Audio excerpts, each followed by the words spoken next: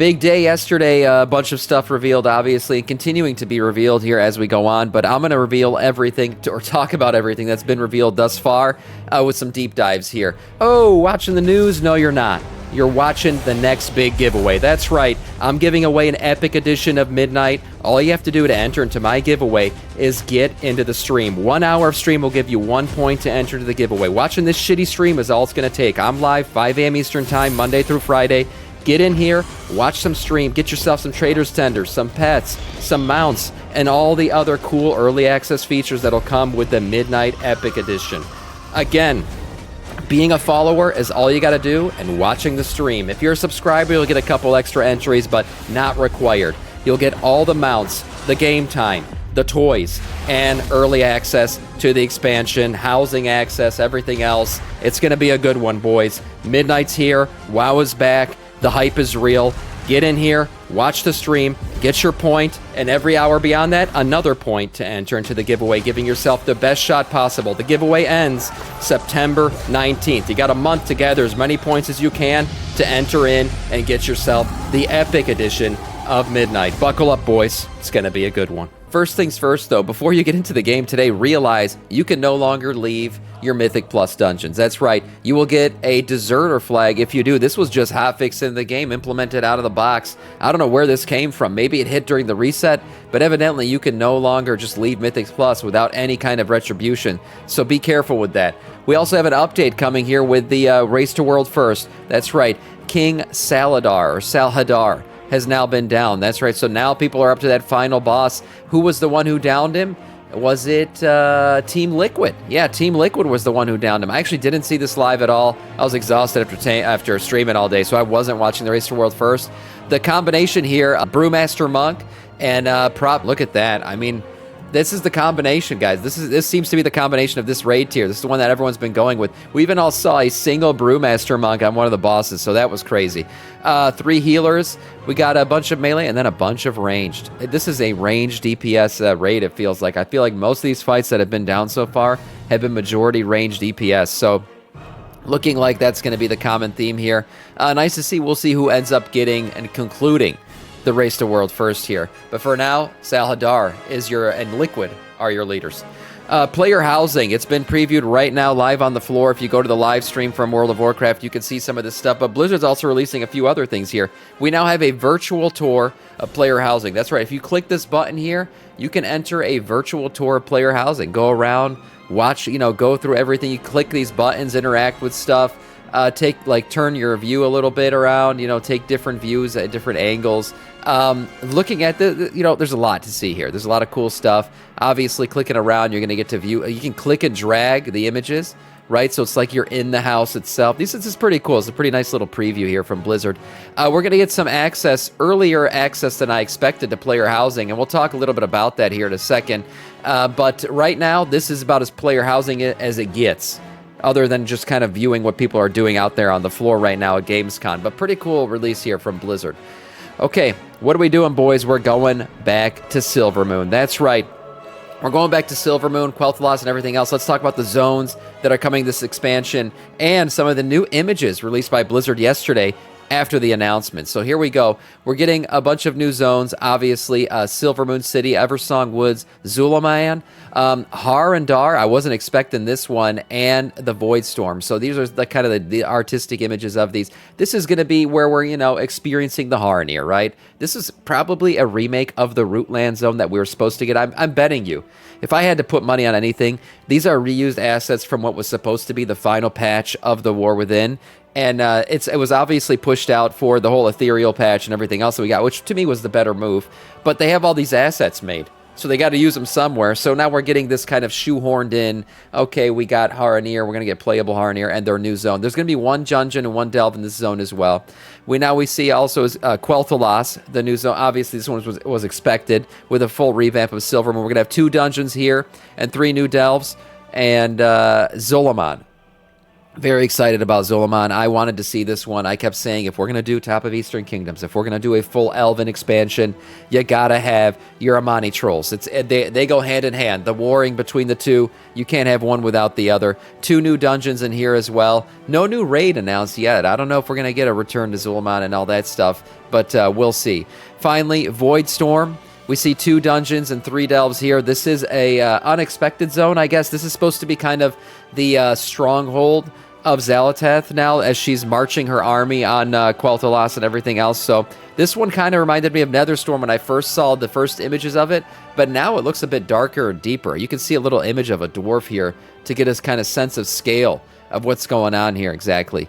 Besides that, we got those 4 new dungeons and a bunch of new stuff here, bunch of new images. Blizzard released this. Let's check this out real quick. Some new images of the revamped Elven zones.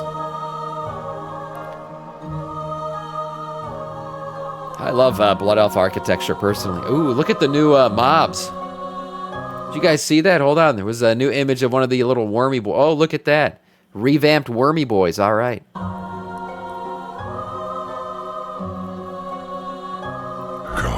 Very nice. Light, thank you for the follow. Okay, Haranir, here it is. Very cool. Kind of reminds me of Avatar. New mushroom boy. Damn, that's a... Whoa, what the hell is a mushroom long boy? Oh, man. That kind of failed. Yeah. Zulaman. I've been wanting to do some Zulaman stuff, man. This is going to be cool. Oh, yeah. They gotta join. They gotta join the Horde. Void Storm, okay.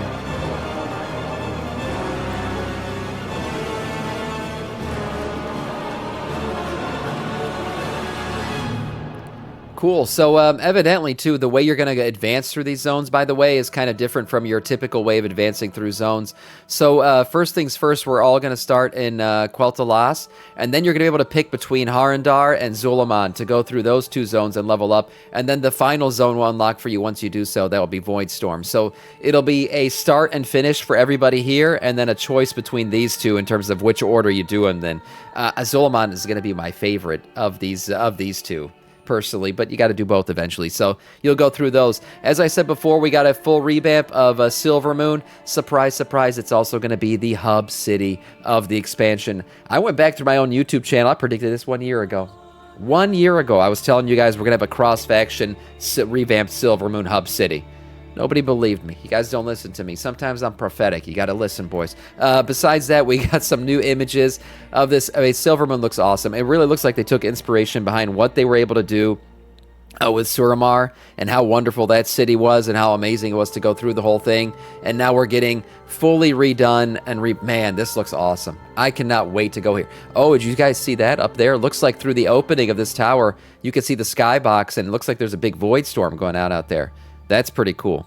Yeah, so this looks great. Silvermoon revamp, obviously something that we all wanted to see. Now we see the Eversong Woods Delves and Eversong Woods Dungeons as well showing up here, so this is really cool. We'll look at some more images of the dungeons, but Eversong Woods looks freaking great. The Blood Elf architecture is just awesome. The leaves and everything. I love these zones. I always thought these zones looked great. And, oh, there we go, Windrunner Tower. Look at that. So some revamps here. This stuff looks awesome. It really does. I can't wait to go back to these places. Zulaman. Okay, we got Zulaman. We've got a new delve and a new dungeon, as I mentioned here before. This looks great. This looks great. Yeah, very Zulamani. Ooh, the Void Crack here. What is going on here? Wow, this looks cool. All right, and then we see, yes, this is the classic entrance to ZG that we all remember and love. I hope we get more into this. I hope eventually the Amani trolls, whether they join the Horde or the Alliance, I don't know. Obviously, they have their issues with the Horde because of the elves. Who knows if that's been resolved whatsoever. But to me, the Amani trolls and the Ethereals were the real choice for playable race. The Haranir feel like they were just like, yeah, we had done the Haranir already, so we're just going to give them to the players. Man, this stuff looks great. This stuff looks great. Yeah, this is very befitting for the Amani trolls, definitely. Interestingly enough, when we saw the little cinematic there earlier, it looks like all the Amanis were sitting in this hut. So have they been kicked out of their own city? Maybe that's going to be kind of the quest line here, is going back through their own city and reclaiming it. I don't know. We'll see how that all works out. Maybe a ZG raid to reclaim it. That'd be kind of cool. Okay, nice. The Haranir. Okay, this again was the unexpected but somewhat expected thing that came in through. So it looks like this is underground. Looks like we're getting another underground zone, just based on kind of the way the light's coming through here. We see, yeah, this is very Avatar-esque. Also reminds me of Zangamarsh. I mean, definitely some Zangamarsh-inspired mushrooms here. If only he had two hands. So my question is, why isn't this in the current expansion? It probably was. That's what I'm saying. This was gonna be in this expansion. I'm telling you guys, this shit is all reused assets for this stuff. I think the whole pivot point to going into Demancius and all this other stuff and the Ethereals was a call from Chris Metzen. I think this basically 11.2 has become the pre-patch, 11.2 has become the pre-patch to 12.0. So this was kind of shoehorned out and then brought back in, and that's what this looks like. This is a long boy mushroom. Interesting. So we got a long boy mushroom, maybe your next $90 mount, guys, coming to the WoW store. And then some other cool stuff here, some cave paintings and stuff like that. Pretty darn cool. What is this? This looks like this looks like out of place here. Is this supposed to be part of the Haranir zone or something else? Yeah, this one looks like it's part of the new Void zone. Okay, interesting. Again, delves and a dungeon here. And then here we go, finally, the Void Storm area. This looks pretty damn cool. So we see some Voidy boy here. Again, yeah, look at the skybox. Damn. That's a crazy looking skybox. Looks pretty damn nice. It looks like this is a delve entrance, if I had to guess what this was. Definitely looks like some kind of delve entrance or raid entrance. Probably a delve. It's more underground. And then we see some nice here. This looks like this could be a raid entrance, actually. Pretty cool. And so does this. There's so many raid entrances. I don't know, we're going 10 raids. Actually, we're going to talk about raids a little bit because they are doing something a bit different here. So those are all the images we have so far. In terms of the first tier of Midnight, as I was mentioning, raids. We got 3 all-new raids dropping in the first season. So this is the first time that we've seen 3 new raids since Burning Crusade, back when we got Karazhan, Gruul's Lair, and Mechtherodon's Lair. That was the last time that we saw a triple raid launch. So we're going to get 3 raids. We're going to get the Void Spire, a 6-boss raid within the Void Storm that serves as Xal'atath's stronghold. We also have the Dream Rift, a single-boss raid, much like a Gruul's Lair, although I think Gruul's had 2, if I remember right.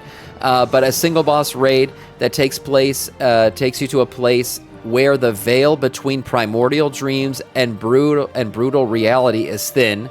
And then we see a March on Quell Danas, a 2-boss raid of large story spoilers. More details to come on this raid. So pretty cool. The Void Spire, as we said before.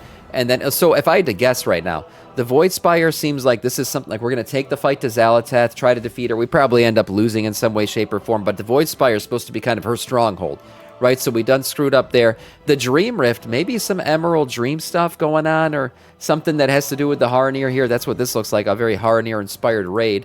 And then finally, the March on Quell Danas. This is probably going to pick up where the cinematic leaves off at some point, where they're trying to capture the Sunwell, right? This sounds like a really cool story version of this raid, going in here, killing 2 bosses. Now, how do I feel about 3 raids? I think it's fun. It gives you a change up on things. Gives you, a variety, right? You're not just going to the same raid over and over. What they might do here is time gate this shit, right? 3 raids, time gated throughout the patch, make the patch last longer. Who knows? But 3 raids is a retake on an old take that they used to give us. Where will these raids take us story-wise?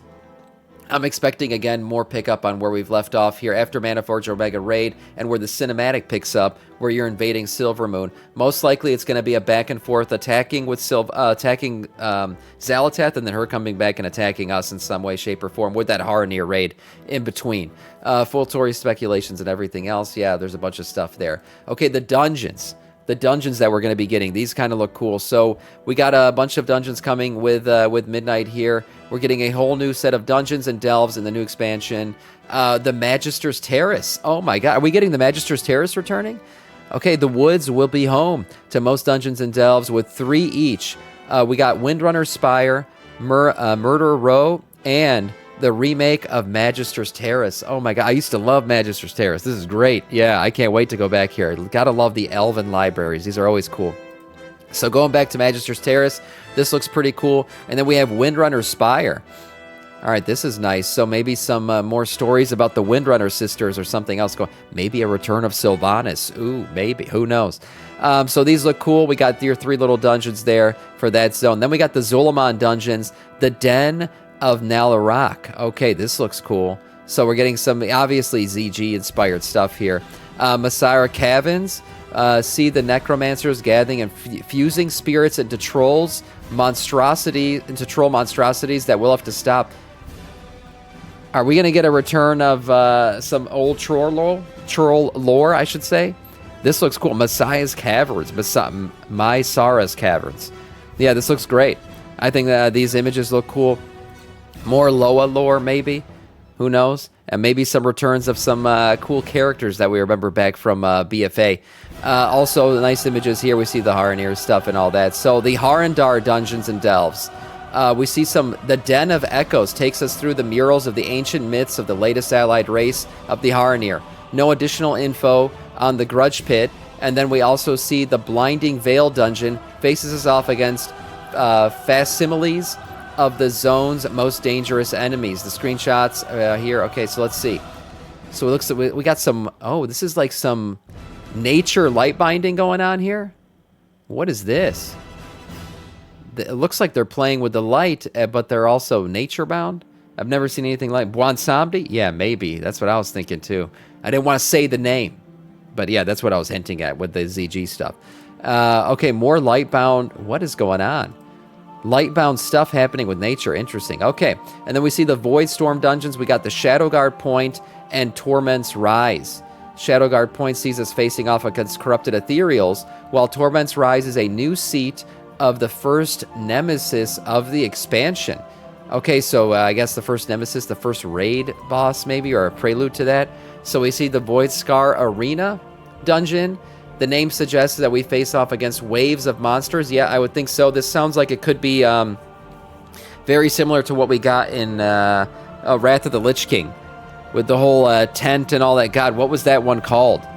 Back in the whole little tent camp and all that shit, with the jousting and everything. Man, I can't even remember what that shit was anymore. But that was, yeah, you sit in the same room and you get waves of bosses coming at you. Argent Tournament. Yes, that's exactly what I'm thinking of. Okay, we see Nexus Point, Zenas. Where we'll be facing off against the Void Storm itself as we ascend the tower to disrupt the storm's destruction. Okay, wow. This looks cool. Yeah, nice little image there. So these are cool. We get to see some cool dungeons, cool delves that Greg from accounting will be able to play in and everything else. And this other new feature that was mentioned, the Prey. Okay, this was mentioned in the cinematic. I saw it. It was like some kind of new Prey feature, and I'm like, what is this? We haven't got any announcement on it. Well, now we know. So volunteering to be Prey. The Prey system introduces an optional war mode-like layer of customization to players' open-world adventures.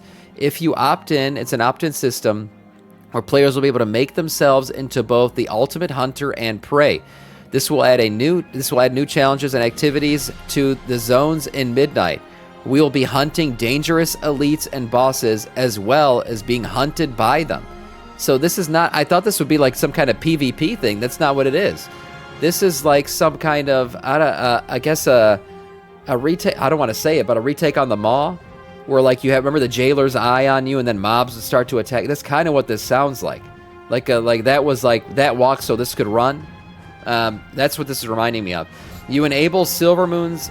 Okay, enable in Silver Moons, appropriately named Murder's Row. The Prey-related faction is led by Astral Bloodsworn.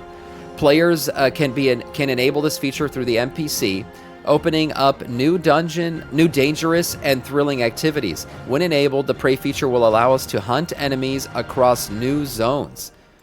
But also opens you up to ambush from some creatures. This isn't a simple turn on once and forget it system, as there are multiple levels of difficulty to this. Okay, so you level this thing up. Normal difficulty introduces players to the system, getting us warmed up. Hard difficulty ups the stakes with some modifiers called torments, but also enables enclosed boss encounters. And then nightmare difficulty increases and adds challenges where players are expected to die a few times. Okay, on the hunt. Take your contract before you venture out. Once you begin, Prey can strike at any time. So this, like, it increases your aggro radius. Just pull a bunch of shit. Sounds fun. Yeah, it sounds like a new war mode. Well, not necessarily PvP, though. It's a war mode for NPCs. Okay. The challenges will give you new rewards from mounts, titles, cosmetics, and perhaps most importantly, housing items. Yeah. We're already imagining trophies for hunts and more. Oh, that kind of sounds cool. Right? I mean, what do hunters do in real life? They mount their game on the wall. This would be kind of cool, right? You're out hunting, doing this whole prey mechanic, and you get to mount a bunch of heads on the wall for shit that you've hunted down. That kind of sounds cool. Loot level cap 90. Okay, that makes sense. I would expect that.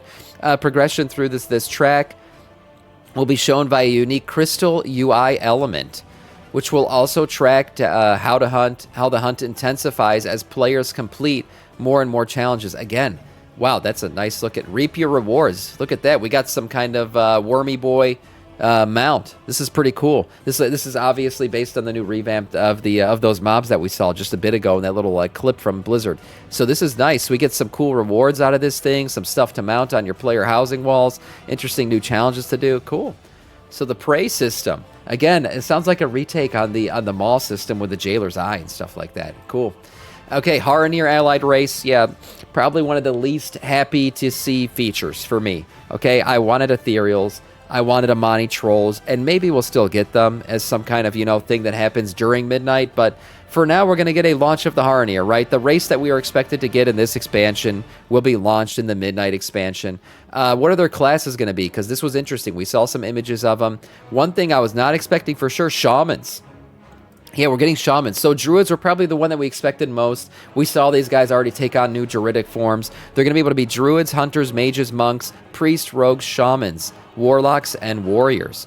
So there you go. Those are the class makeups for the new Haranir. We've seen already a bunch of customizations. If you want to go back and see this video, the link should be down below, and I'll link this in the chat, where Mr. GM went through all these customizations previously when they were data mined the first time around. Again, I think this was a feature that was already supposed to be a feature for the War Within, and it just didn't happen. They curtailed the story to go this other direction, and now they're shoehorning all this stuff back in to get it in for this expansion. And then finally, housing arrives to WoW before the pre-patch. That's right, before the pre-patch or pre-expansion patch, we're going to be getting player housing, and the way you're going to get it is via your pre-order. So I'll talk about this here.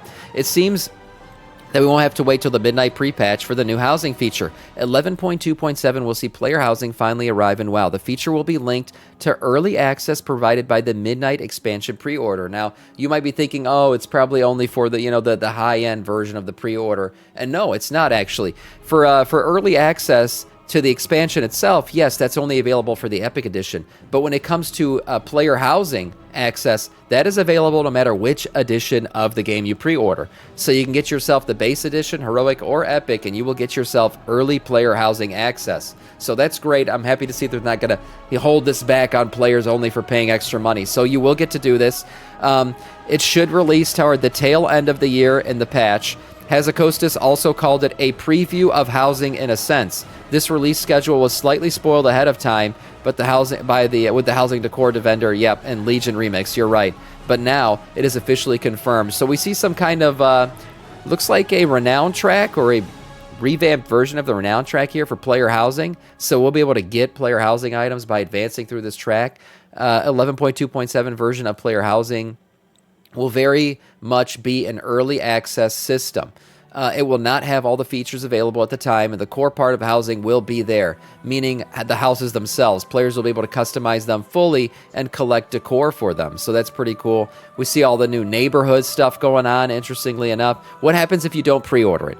The 11.2.7 release is linked to the early access provided by the Midnight pre-order. Players without it will not be able to access housing. However, they will be able to start collecting decor items for the future, or for the feature. Okay, same as those who pre-order it. Then when the full feature launches, you'll be able to use the stuff you collected in your house. So there you go. You won't be behind in a sense that you're not collecting stuff, but you just won't be able to access your house just yet if you don't pre-order it.